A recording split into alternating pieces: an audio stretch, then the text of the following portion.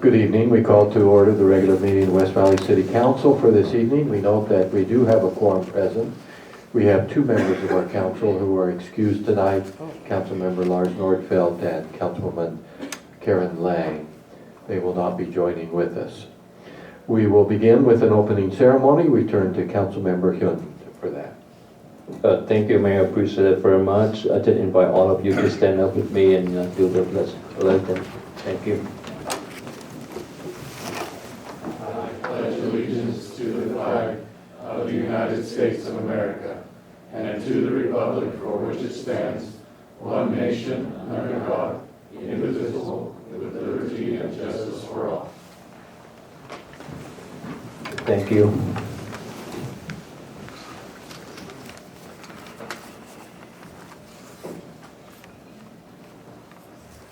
We do note that we have a member of the state legislature here this evening. Representative Wright is here visiting with us tonight. Appreciate her being here. Okay. And then we do have our minutes of December 3rd, a motion on the minutes. Move to approve the minutes of December 3rd. Second. Properly before us, seeing no further comments, all willing to approve the minutes of December 3rd, please say aye. Aye. Those opposed say no. Passes unanimously. The minutes are approved. Next we go to our Employee of the Month award, and we have Councilmember Hyun as well will be handling that. Well, thank you. And I want to invite Ken Jensen. Can you stand up a minute? Okay, thank you. And I will read this one to you. December Employee of the Month, Ken Jensen, Parks and Recreation.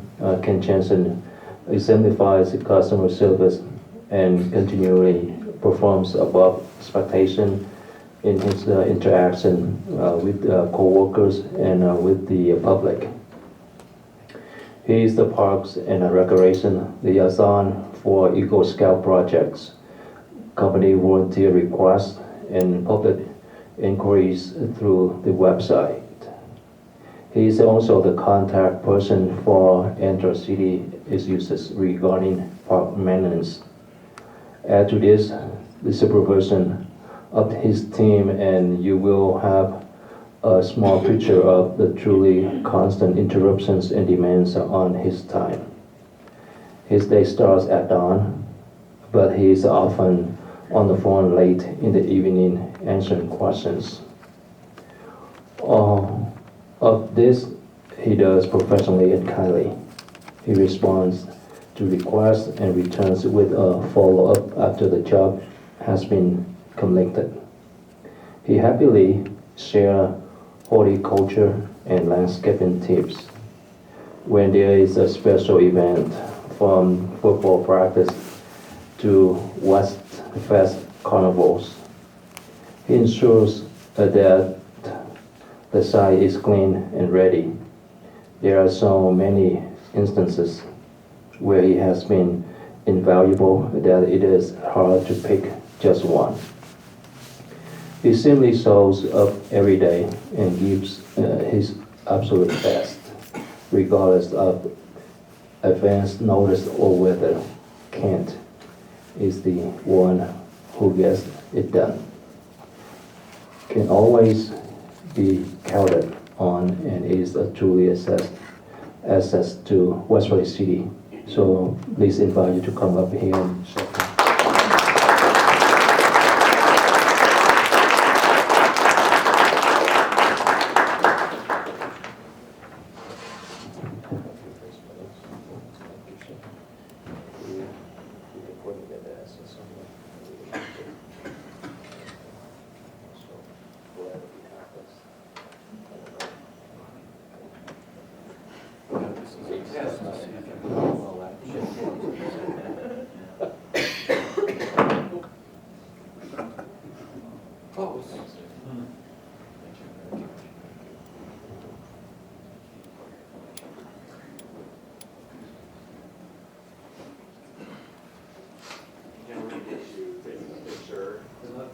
Hold everything's under your son.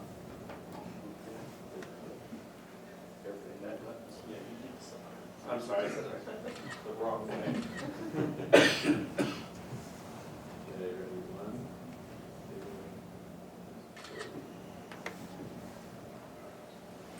two. Way to go,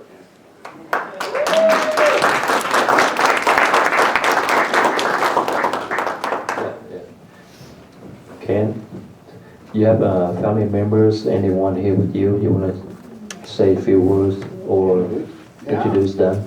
I don't have family, but I do have some of my staff and some of my coworkers. It's good. They're very valuable resource to the city as well. Oh, that's great. Awesome. Thank you so much. Thank you. Next, we have the Division of the Quarter Award to the Division of Arts and Culture, and that is to Councilmember Fitisimani. Thank you, Mayor. It's my great honor tonight to acknowledge and recognize our Division of the Fourth Quarter, the Division of Arts and Culture. So this is a hefty nomination. Whoever submitted this really loves you for sure, and I think it should be hefty. There's a lot you folks should be recognized at. So I'm going to read this here, and then we'll ask everyone to stand up, and you guys know the drill, right? Employees of the Division of Arts and Culture, while physically located at the Utah Cultural Celebration Center, are nonetheless spreading their influence throughout West Valley City. Recognizing that our city is home to the most ethnically diverse citizenry in the state, with a wealth of untapped cultural and artistic talent, employees of this division are bringing to life the vision outlined in West Valley City's general plan. All the employees are committed to improving the quality of life for our citizens by including arts and promoting health and well-being of our residents through a variety of social, recreational, cultural, and artistic opportunities.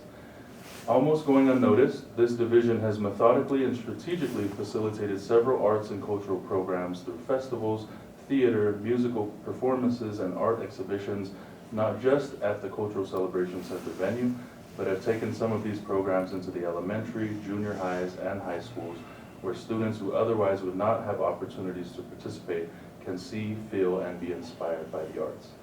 The Division of Arts and Culture hosted over 124,790 guests this past year, sponsored over 9 concerts, 9 theatrical performances, provided 11 gallery exhibits, as well as 21 other exhibits and 2 major festivals. And that's not all. They performed over 48 community outreach programs, providing educational and arts programs to the minority communities at the UCCC venue and in schools. They even sponsored a scholarship program for students and gave away several hundred tickets for students to attend the Utah Arts Festival. The division also accommodated through their time and labor over 217 events at UCCC, as well as over 42 city-sponsored events. Finally, the division has prepared a plan for the operation of a performing arts center, previously known as the Hale Center Theater at Harmon Hall. There's a great support for the performing arts in our community and the division. The division has a proven track record of attracting major theatrical performances, including the Utah Shakespeare Festival, producing community plays, co-presenting comedy acts, as well as filming live shows at Harmon Theater, providing what our citizens want: hands-on participation, less formality, more availability and accessibility, less expensive, more responsiveness to the needs of the community. The division is truly living up to their vision statement by providing opportunities for people to learn, experience, and celebrate art, culture, and the community. And tonight, I'd ask that everyone please join us in congratulating the Division of Arts and Culture.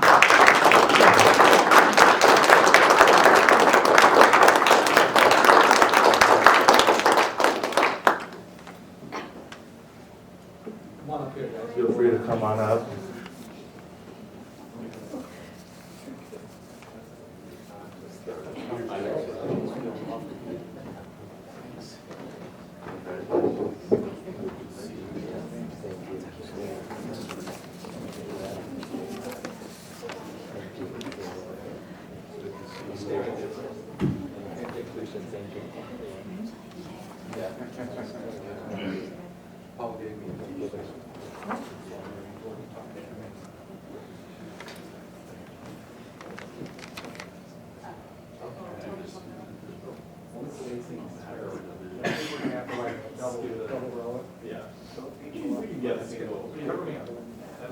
That's it, yeah.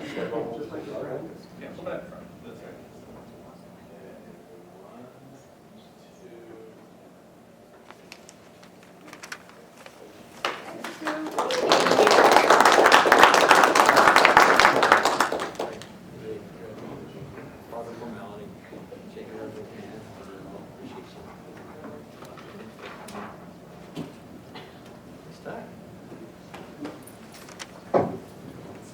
All right, thank you all for coming this evening and for the great work you do.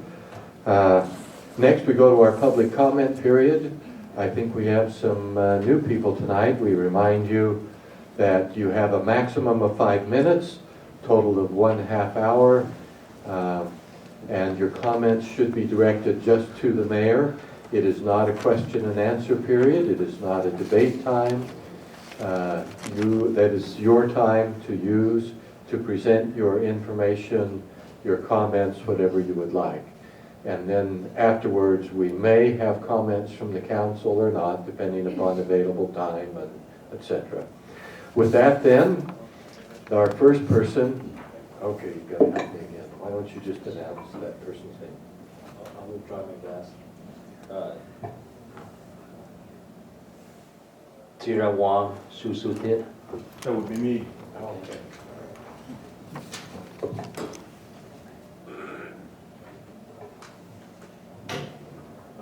Yeah, my name is Joel Sutiro, and I'm a veteran who work full-time with VA Hospital. Live here as a long-term resident in West Valley City lately. I feel that I've been harassed by the court enforcer giving me a citation over $2,000 for fixing my vehicles on my driveway. Oh, that's Only what. hard surface around my house is the driveway that I can work underneath my car safely with the jack stand support. Since the first citation, I have requested many times for a hearing. It's my intent to work with the city to get this thing in compliance, but my request was denied. I later learned that the reason being because I only have 10 business days to file. That is conflict information that I was waiting right at the citation. It said 13 days. If I was mailed it with the citation, I still within the 13 days, but it's still got denied. Finally, I got that the hearing today.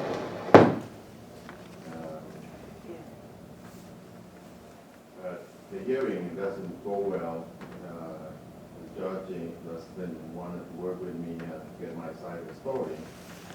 In fact, after the hearing, it made me feel like it's my fault not to have my garage in place because my house doesn't have a garage, and that made me feel like I'm a key offender that doesn't want to work with the city to get my affairs in compliance, which is I have been working with the city in 2018 to get my affairs in compliance successfully, but I guess this time is not what they're fair to. And the fine citation the city is imposed upon me, I feel like it's pretty cruel and unusual punishment for a homeowner who doesn't have any place to fix their vehicles except just one driveway. Thank you. Next is Doyle Griffith.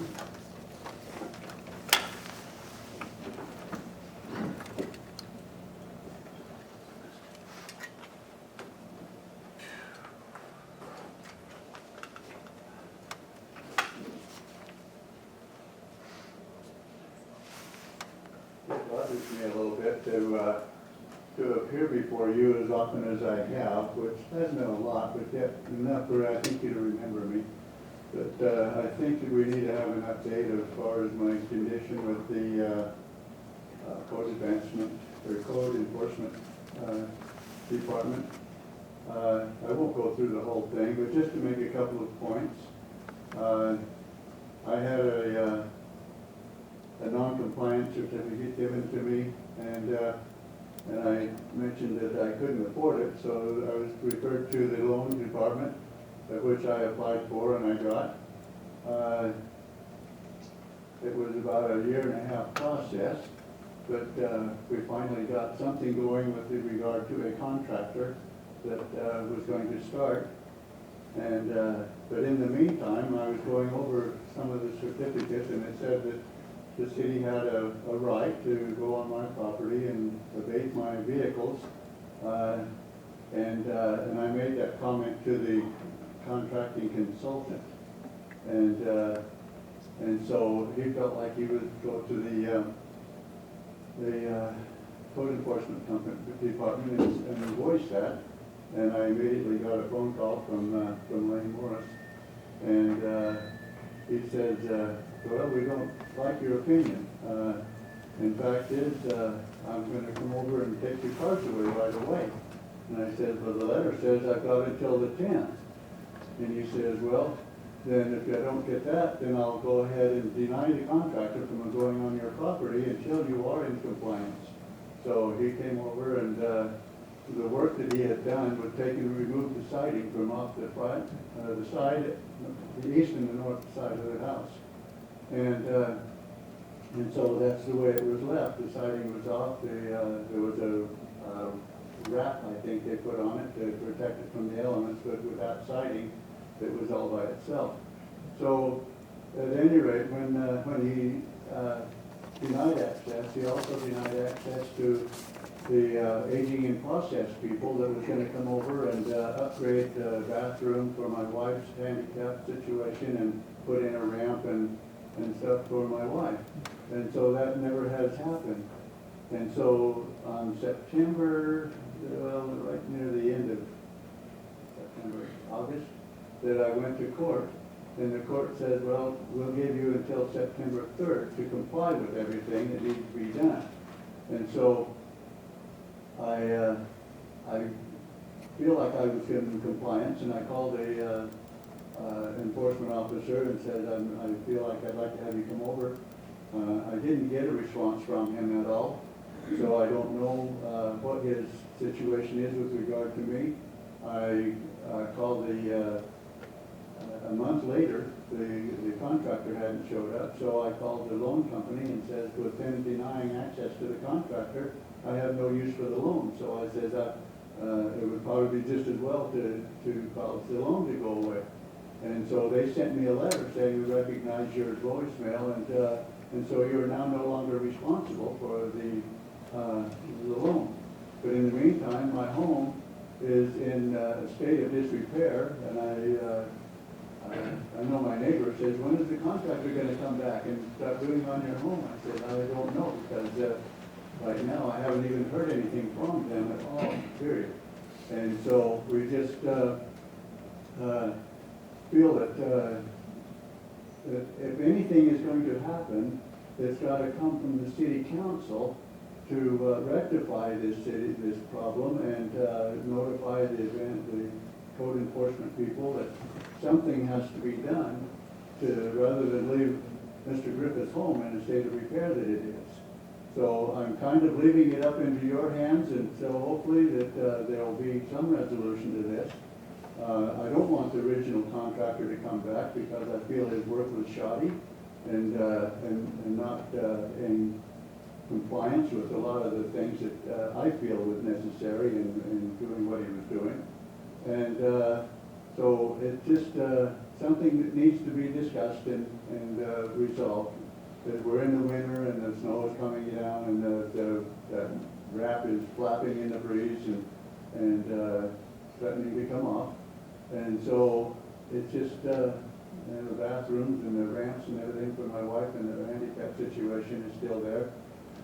So my time is up. Okay, thank you very much. Next we have Josh Cameron.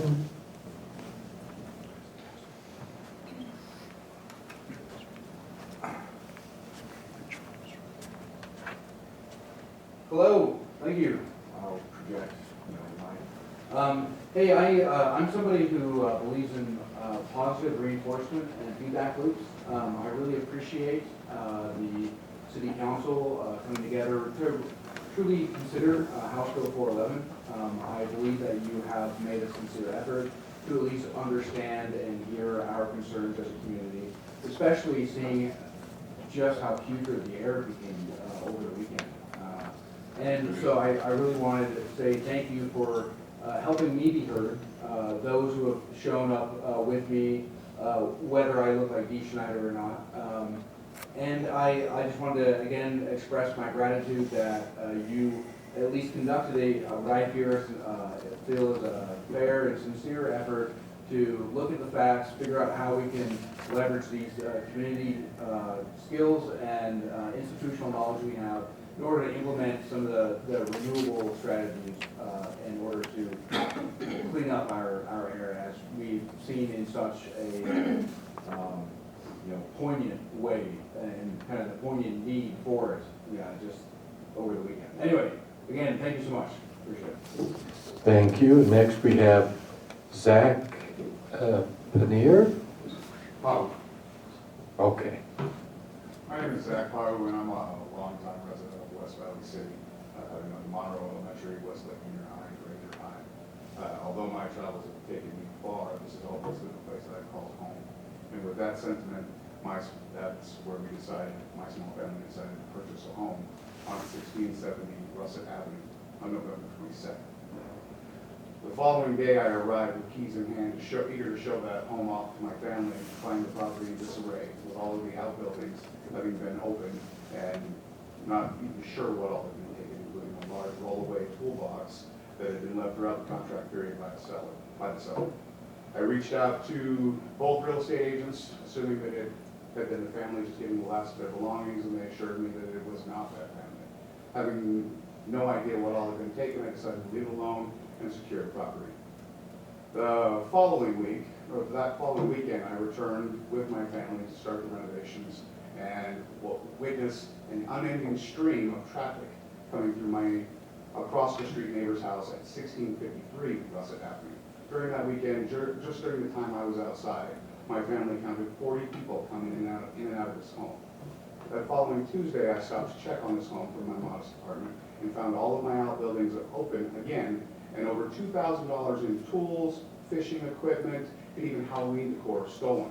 At that time, I found an individual in my garage looting my property, who swung a 2x4 at me and then took off running.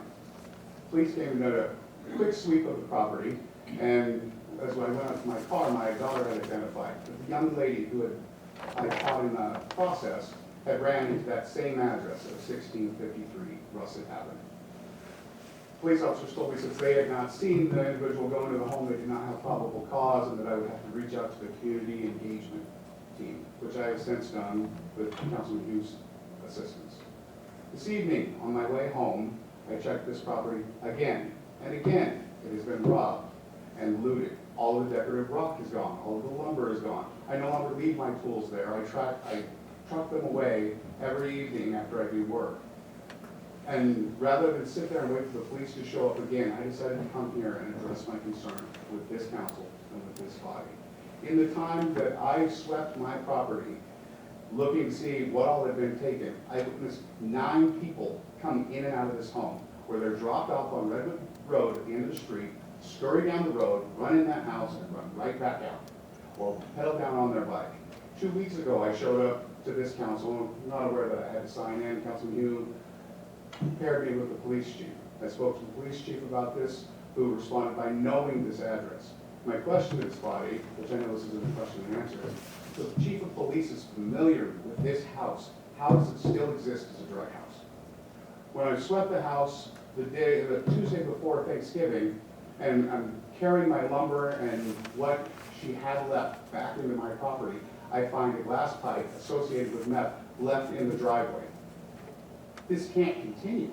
Something has to be done, and I invite every member of this council and everyone back here to come to my home and bring their child, as I do mine, and watch this unending stream of traffic go in and out of this house across the street from me.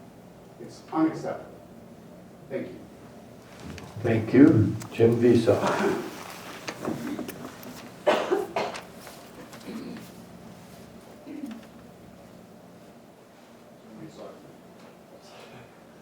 I about code enforcement also.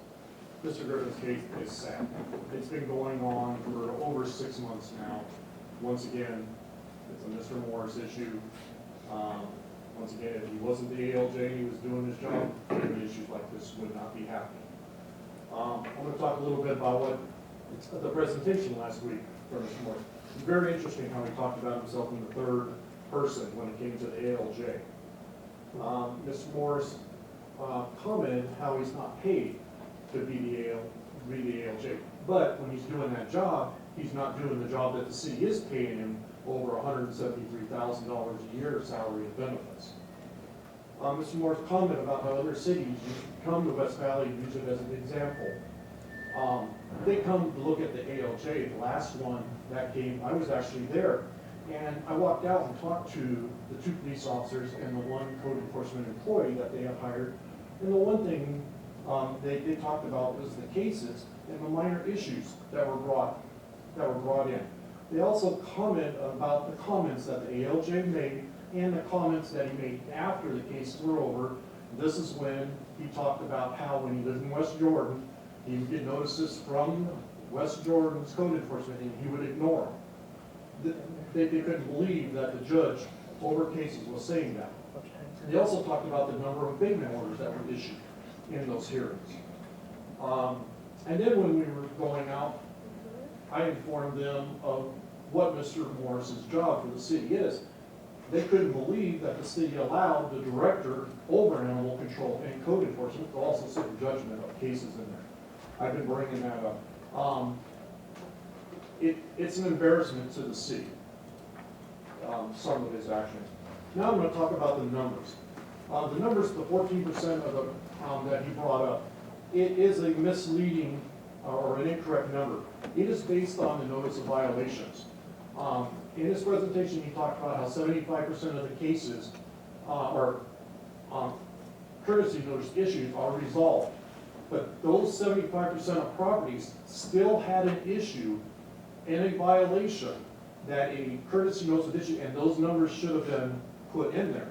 And when you put the numbers in and you do all the math using Mr. Morris's numbers, it comes to 48.89% of the properties in West Valley City had an issue or a violation that code enforcement saw over whatever period and numbers that he used. And then he commented about what citizens are complaining about. The number one that I've heard in this council is they didn't get notices until the one before the hearing. Number 2 was his number 1, where they say, oh, it's a pick and choosing thing. Mr. Morris replied that, no, that they do a whole neighborhood when they go through. That's untrue, and since I don't have time this week, next week I will talk about what myself and 2 other citizens have done in 3 areas and the numbers that have come up. The other comment is they've left messages for the code enforcement employee at the office to call them back on Fridays when they're not working or other times, and they get no response. The next one is I talked to the code enforcement, I got contact with them, I did what they said to do, and I'm still being fined. If they're in compliance, they're in compliance. And that brings up another thing.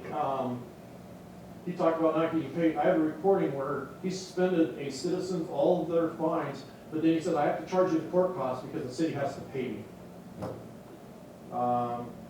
The fifth issue is, I lived in West Valley, you've heard this, I lived in West Valley City before West Valley City was a city. And now they're coming after me. There's something we gotta, we gotta do about that. So, I will give the rest of my time. Representative Liz White. Good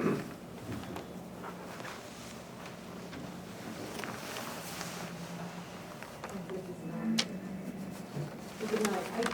I came again to thank you and just make reference to 411, the House Bill 411, the Community Renewable Energy Act, because I'm still encouraging and looking forward to talking to some more of you about that.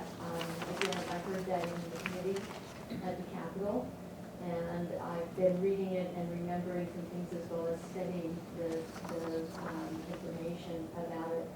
The one thing that I want to say about it is that the thing that was discomforting to the committee at state capitol in the legislature was that it's not a package, it's a pathway. And it was not as certain as many of the committee members wanted to hear. And I'm hearing that in some of the points that are made in the study meetings. It's because it gives so much opportunity for the city to look for and design and fill in the blanks that are pertinent and specific to the city. And so the bill was not designed to be a one-size-fits-all. And it is renewable energy. I'm hearing a lot of reference made to efficiency, which will be part of the future. So I really, really thank you for the time you're spending and the thought you're giving to looking at that resolution and considering passing it. And I'm looking forward to I think I understand that it is going to be on the agenda possibly, probably. I'm looking forward to that. And we look forward to watch that. Thank you. Was there anyone else here for public comment time? I think we have just maybe 4 minutes or so. Anyone want to speak? Okay.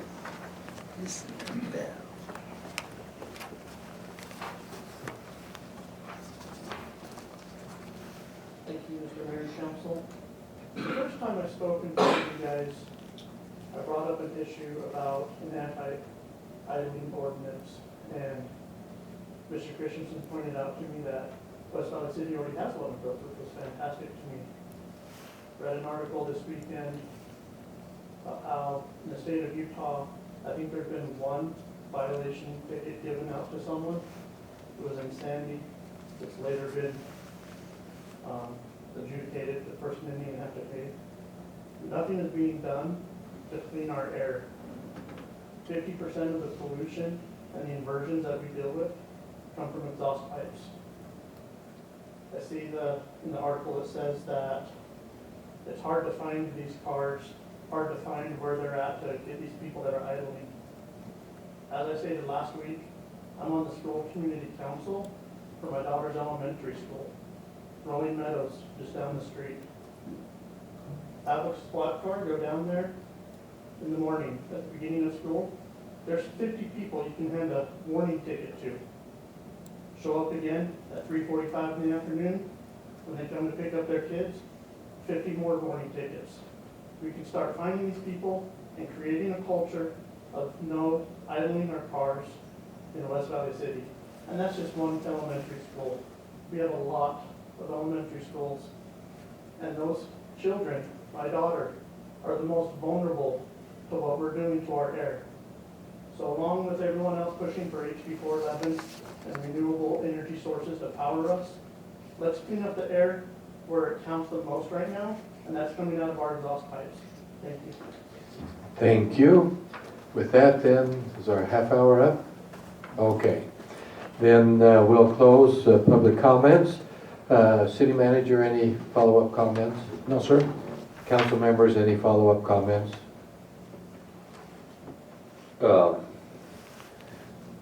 I personally,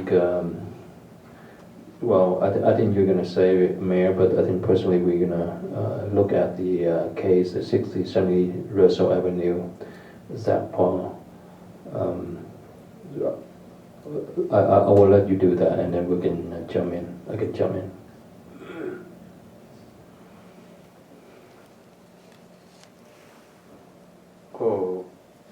Okay.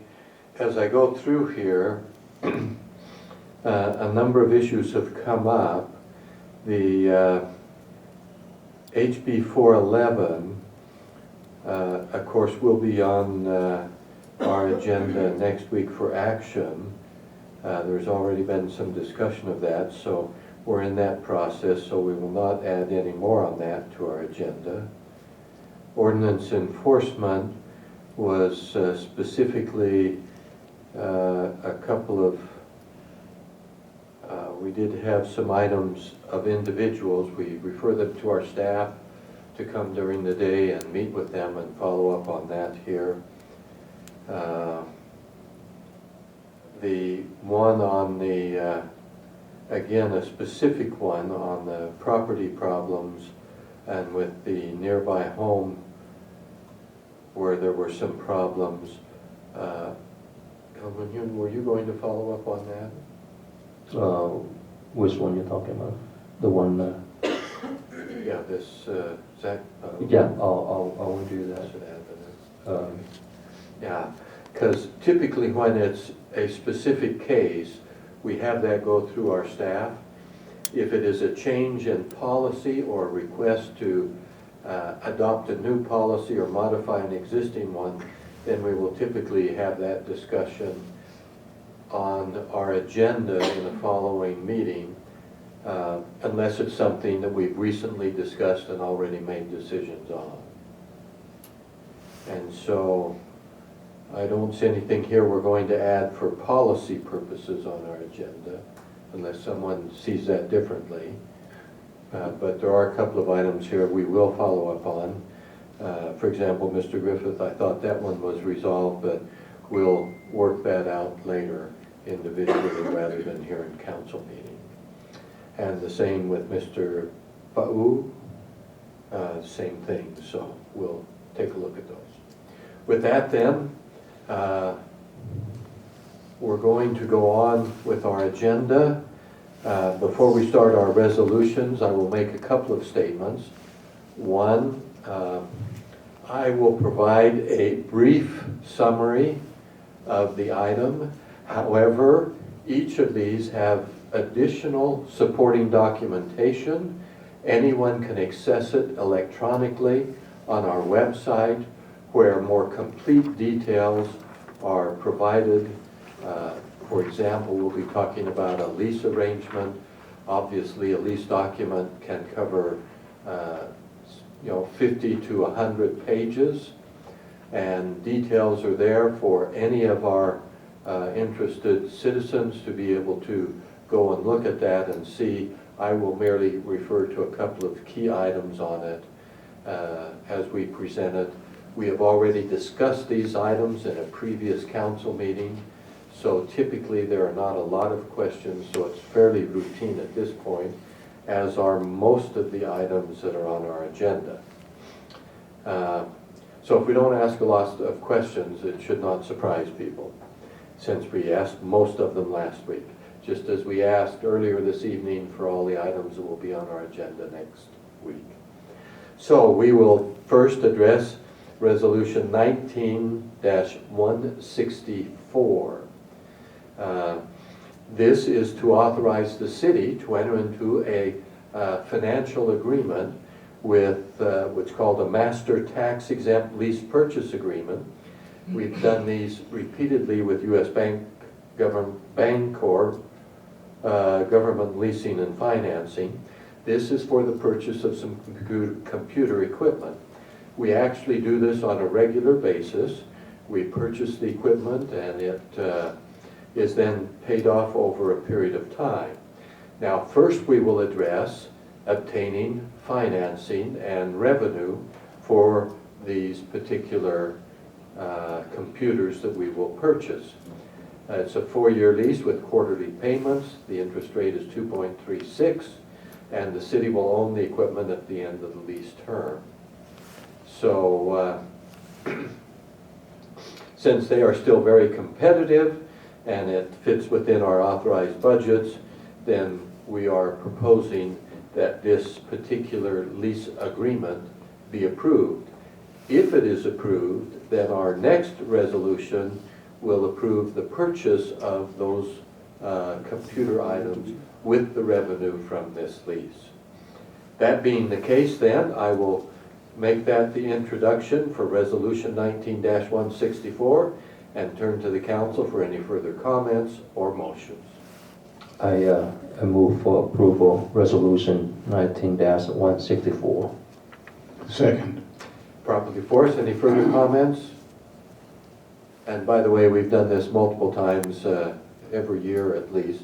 even more than that. So, to our city recorder now for the roll call vote as required in state statute. Councilman Fitzie Umanu. Aye. Councilman Buhler. Aye. Councilman Hume. Aye. Councilman Christensen. Yes. And Mayor Bigelow. Aye. Motion passes unanimously. Thank you. By the way, that particular authorization was for $157,000 plus, not to exceed that amount. And now we will go to Resolution 19-165, which is for the purchase of those computers financed through the lease purchase financing contract with U.S. Bancorp. This will include laptops, docking stations, monitors, and it's done through a state purchasing contract, so we have competitive pricing, we have favorable terms. Those lease, the purchase, you will notice for slightly less than that. There are financing costs with the lease purchase item, but the actual purchase of those is for $150,724. With that introduction then, to the City Council. Move for approval of Resolution 19-165. Second. Properly before us, any further comments? Seeing none, to our City Recorder. Councilman Christensen. Yes. Councilman Hume. Aye. Councilman Buhler. Aye. Councilman Fitzie Umanu. Aye. And Mayor Bigelow. Aye. Motion passes unanimously. Thank you. Next, we have Resolution 19-166. This is to approve the purchase of what is referred to as digital signage. This will be from technology providers, and it will be used in our Cultural Celebration Center. The cost on this is $31,720. The source of those funds are from a grant from the county for work being done at the Cultural Center. So that you understand, this is for signage within the Utah Cultural Celebration Center building. And it will have displays as to room assignments, where things are located, anything that might have to do with a convention being held there, or any other information like that. So, and that's typical for most places that rent out their facilities, and we do rent out our facilities, some to conventions or groups that are having activities there. So it's just bringing us up to a little bit higher standard, and we have those funds available.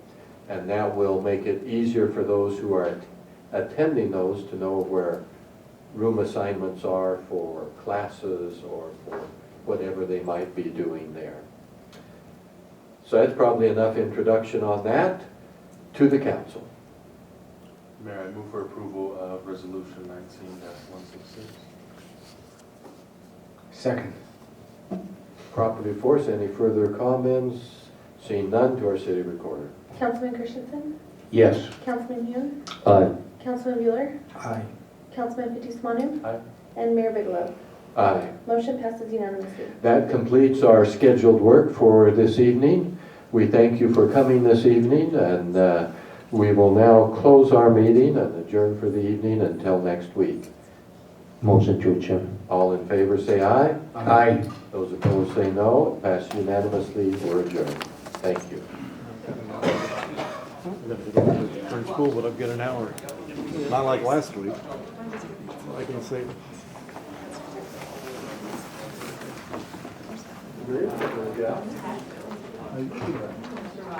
I should hope so.